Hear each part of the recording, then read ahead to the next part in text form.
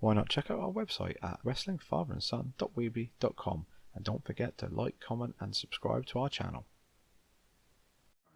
Hi everyone, welcome back to Wrestling Fun with Father and Son. I'm Father Matt and this is Son. Hi. And this is Raw's week that was WWE.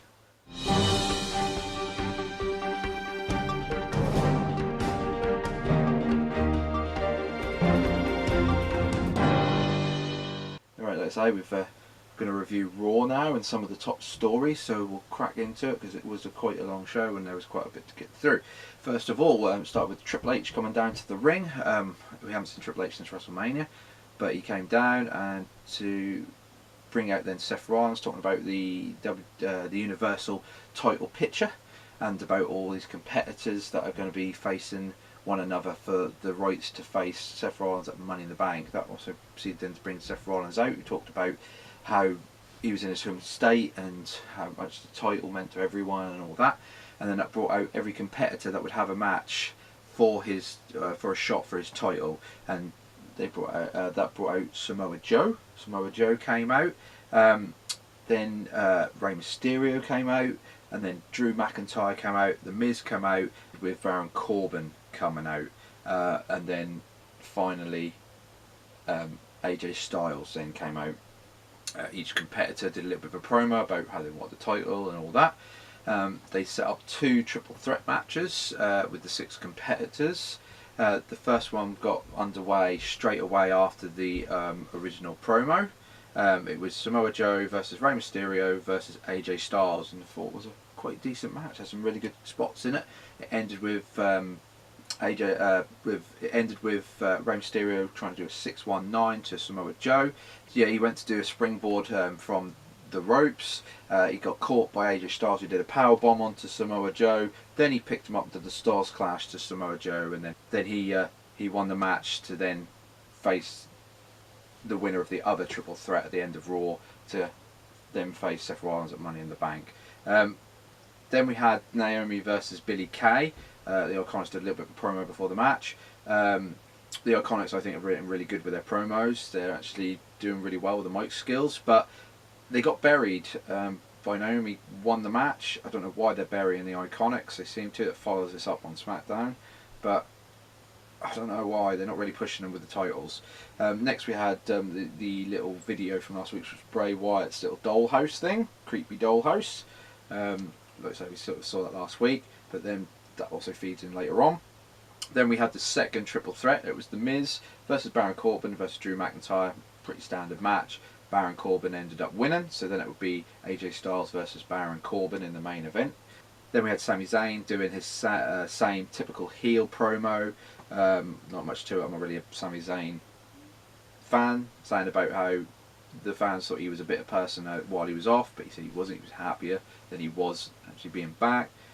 Not like I said, I'm not really feeling it, but we'll see what happens. Next we had the debut in Cedric Alexander versus Cesaro. Cesaro is now on Raw. He obviously was with Sheamus. Sheamus is injured, but they've separated him, so we know. He came out to the same bar music. He wore the same bar outfit. I don't really know why. They didn't just completely repackage him, but he went over on the debut in Alexander, which, well, what do you think of that? I think they would have should have had Alexander really be the victor in that if they're going to push him, but you know, that is what it is. Next we had the Viking Raiders. They were the Viking Experience last week, weren't they, Kai? But this week they've changed their name. Obviously backlash from the fans. The fans didn't like the name. And they were against the Lucha House Party. Yep, they were going to have a match against the Lucha House Party, but then the Viking Raiders attacked them during their entrance, and the match didn't get started. But yeah, the name's a lot better this time than what it was last week, so at least we're progressing with that. Next we had Becky Lynch come out and do a promo about Lacey Evans. Obviously Lacey Evans is going to face her at Money in the Bank for the Raw's Women's Championship. Lacey Evans then come out and did a sort of back force with her, but then obviously Becky had a match with Alicia Fox. Personally, I think this match should have been more of a Becky dominating Fox. I think Fox isn't kind of she's not really in the league of sort of say Charlotte, Becky Lynch, you know, all them top order women superstars. She's kind of in the middle or below, at the bottom. She dominated Becky Lynch a lot more than what she should have.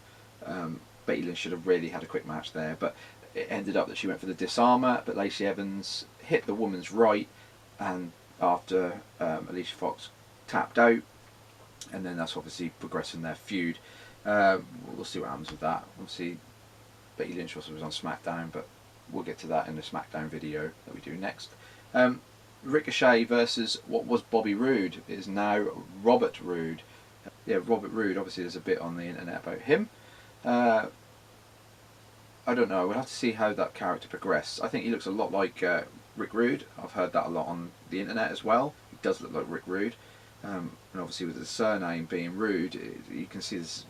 You know, you can see the similarities there. Obviously, he's now gone full heel. He beat Ricochet. Ricochet's obviously on Raw. They're split up, him and Aleister Black. Aleister Black is now on SmackDown. Thank God they've done that. I didn't think they were singles competitors. They shouldn't have been a tag team. I'm glad they're split up now. They can finally do good singles matches now, the pair of them. Next we got to another big talking point, which was Bray Wyatt. His Firefly's Funhouse had a little sort of, I don't know, it's kind of a take. It's a little bit different because we're in the UK than it is in America. America has them sort of things. We kind of don't really have them here. But the closest thing I can think of is like Pee-wee's Funhouse maybe. But I think it was a really good, really well done sequence. I think it's got so much potential. Bray Wyatt has got he's such a good mind for these wrestling things. But the WWE have got to let him run with it. If they let him run with it, that's going to be a really good thing going forward. I can see it. But the WWE has a way of just sort of stopping people from progressing things like this. But we'll see. Like I said, I was very impressed with the first video. I think it's got potential, and we'll see what happens there. What did you think of that?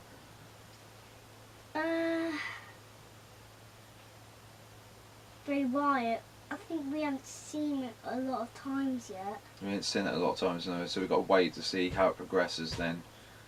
And then lastly, we'll come to AJ Styles versus Baron Corbin in the main event. Typical match. Not a fan of Baron Corbin, but it was what it was. AJ Styles hit the forearm, and he won, didn't he? That's basically long and short of it. I'm not going to spend too much time on it. Now he's going to face Seth Rollins at Money in the Bank. I think it's going to be a good match. I think it's going to be a very good match, don't you? Yeah, I think it's going to be a good match. It's one that the fans probably have been waiting for a little while. I know I have. And I think that they can do something really, really well with that.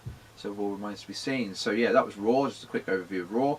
Raw is going in the right direction this week. It was a very good average Raw.